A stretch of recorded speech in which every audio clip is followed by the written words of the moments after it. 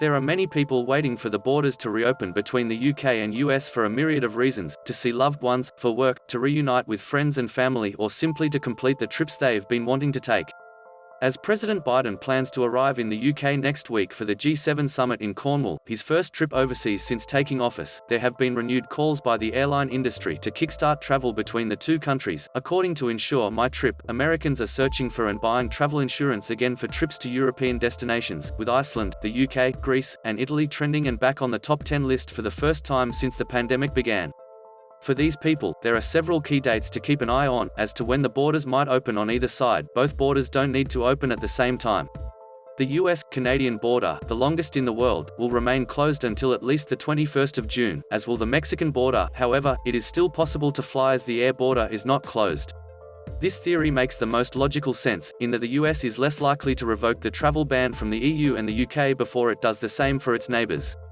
On May 17, the UK government announced its safe list of countries, from which arrivals into the country would not need to quarantine and non-essential travel would be allowed. There were 12 countries on the list, which was updated the 8th of June to remove one of those countries, Portugal, leaving many travellers having to pay rising airfares to get home before the 4 a.m. cutoff, after which a 10-day quarantine would need to be observed. The UK is due to update this list of safe countries on the 28th of June, at which point it could add the US to the list.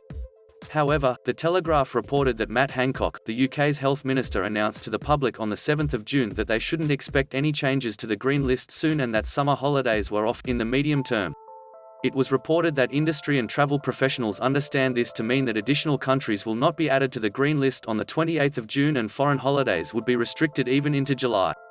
Many EU countries have put in place traffic light systems with different rules for vaccinated and non-vaccinated travellers, and it seems plausible that the US and the UK could roll out a similar policy. As reported in The Times and The Sun, Prime Minister Johnson wants to tout the idea of a travel corridor with President Biden at the G7 summit, where regardless of whether the US was on a list of amber or red countries, vaccinated travellers could move freely between both without quarantine.